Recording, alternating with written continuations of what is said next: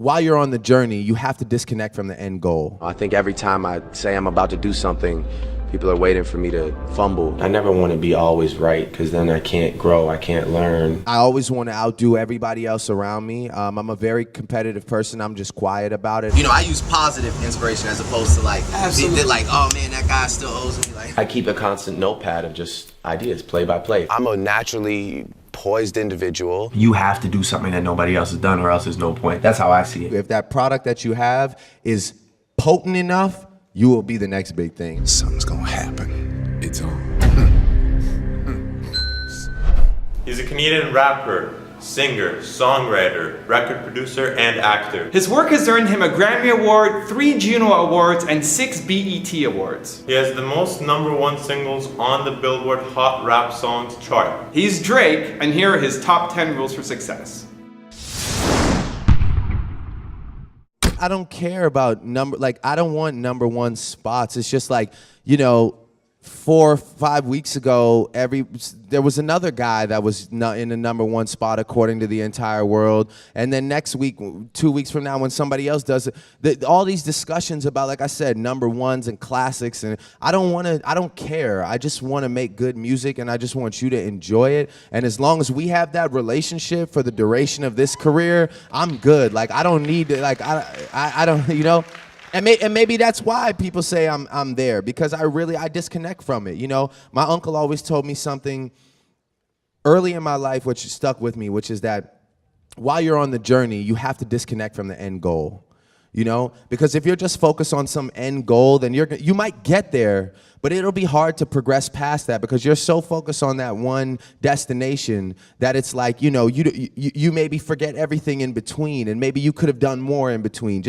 He always told me, like, just be here right now, live right now, and do the best you can right now. Don't worry about what that end goal is. It's great to have goals, it's great to have dreams, but it's just like you get too attached to it, and sometimes it could be a self-destructive thing. So, I mean, I just kind of try and progress as much as I can, like right now, you know? I think every time I say I'm about to do something, people are waiting for me to fumble. That's probably one of the biggest motivations behind a lot of my raps, is the amount of people that want me to fall or whatever. I think that should be the motivation for most rappers, you know. The further you climb towards the top, the more hands you have on your pant leg dragging you to the bottom. They just start tugging at you, but, you know, I wear really strong pants. I never want to be always right, because then I can't grow, I can't learn. So I have no desire to be always right. I need mistakes, you know. Right. And luckily enough, and knock on this wooden piano here, that like you know, my mistakes are never crucial enough for me to be like, man, you know, they're always great learning experiences. I always want to outdo myself. I always want to outdo everybody else around me. I'm a very competitive person. I'm just quiet about it. I'm not really out there like talking about who I want to outdo. I'd rather just go and outdo it, you know what I'm saying? As opposed to just sitting back and being like, oh, you know, I don't need to tell you who I'm better than or who I'm trying to be better than. I just want to put my music out, and then you tell me who's better than, you know what I'm saying?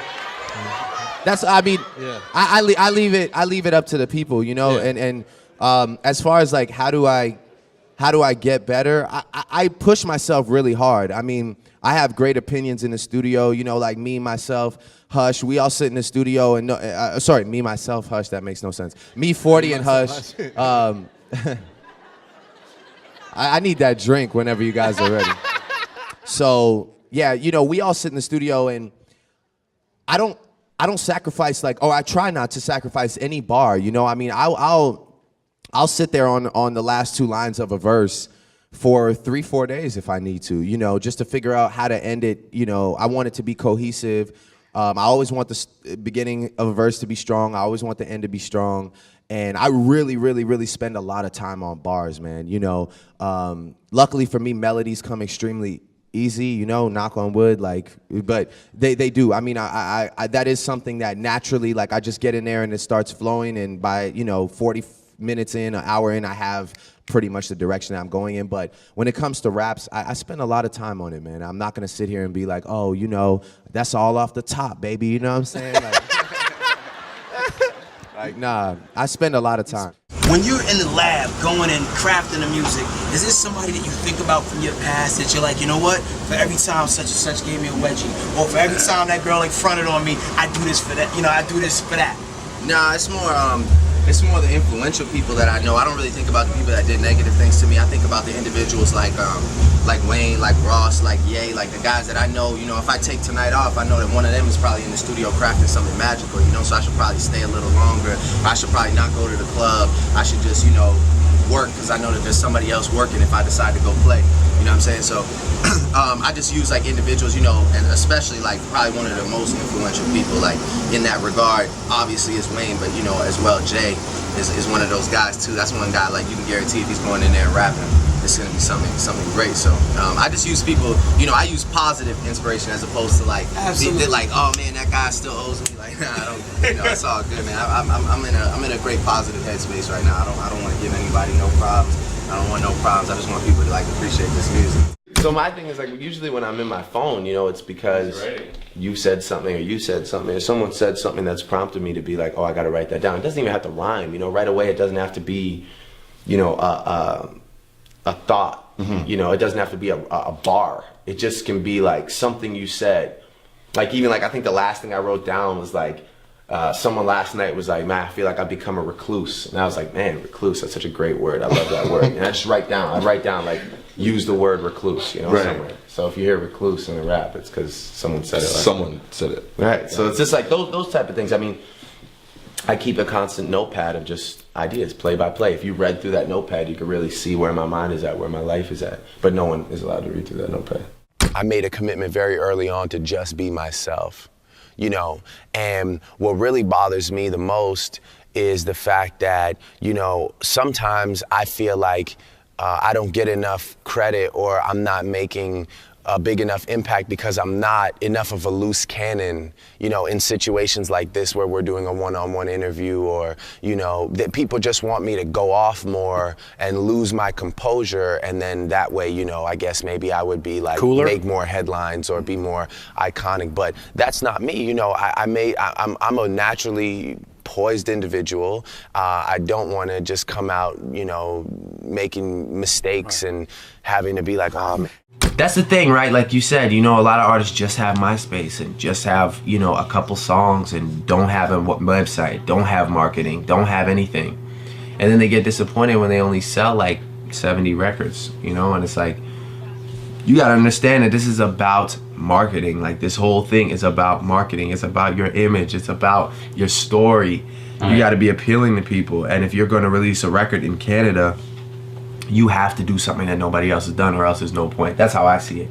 So all I want to say is, what do I have to do, or any artist in this room have to do to get noticed by you? That's a great question. I think that for anybody, what you have to understand is like, there's a way to exist in this world that's like, we've never had it before, but like, I strongly believe in the fact that if you have a good product, for the first time ever, there's a way to like get the world to hear your product.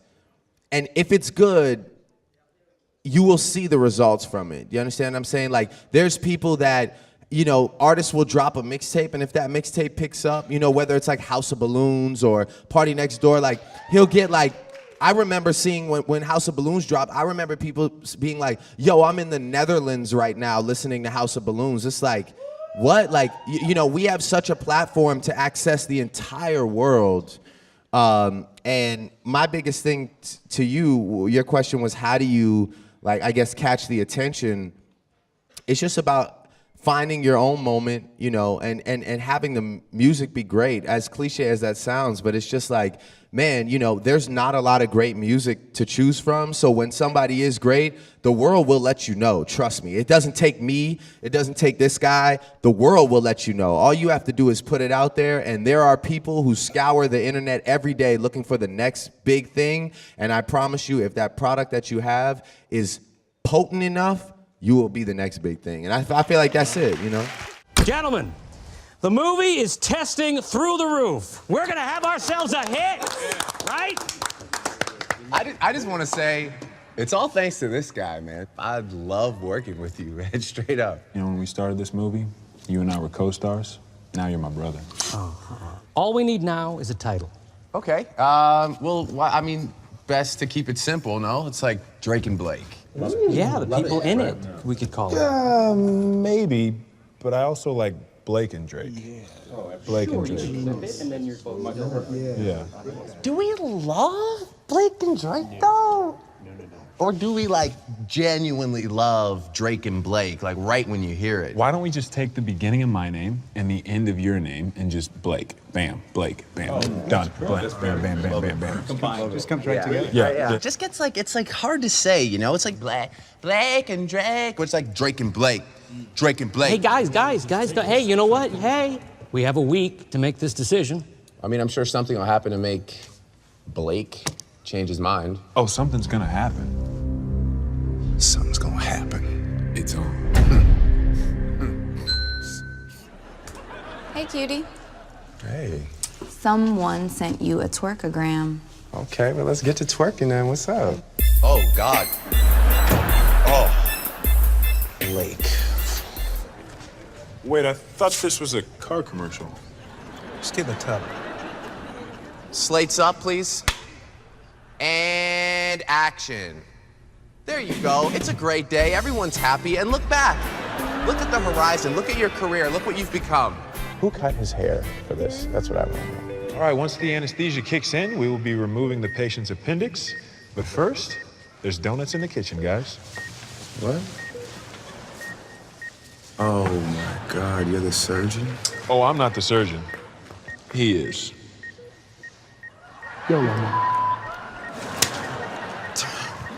Breezy. The internet has killed you for doing too much flapping. How do you respond to your critics? I would like to say, as Blake Griffin, that I love flopping. You know, I mean, there's so much demanded of me that, you know, a lot of the time it's just better for me to fall down and take a little rest. Hey, what's up, everybody? I'm Drake, and this message goes out to all of my fans. You. I really don't have much integrity. They try to get me to do the NBA Cares commercials, and I always kindly decline.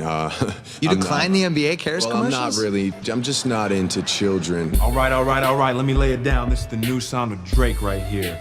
Ski bop, shadoo bop, bop, bop, bop, bop. I am Drake, and I like you, girl. I think a lot of people are extremely confused about my face. I kind of look like a black guy that jumped into a pit of Cheetos and just laid there for like 10 days and then popped up. I tell people I'm half black, but really, I don't know. Do you know what team has the most white players? Because that's probably where I want to go. I'm not sure you're gonna have a career after this. And let's print that. I like it a lot. I think that's gonna be great. I think it's really gonna up my street cred. So what do you think Donald Sterling's message was? That not all people are equal, and I agree with it. I'm actually glad this is being filmed. Anyway, I'm Blake Griffin, part of the dominant white race, and I would just like to let... Thank you guys so much for watching. We made this video because Rise Online asked us to. If you have any famous entrepreneurs that you want us to profile next, please leave it below. I'd also love to know which of Drake's rules meant the most to you, had the biggest impact. Leave in the comments below and we'll join the discussion. Thank you so much for watching. Continue to believe, and we'll see you soon.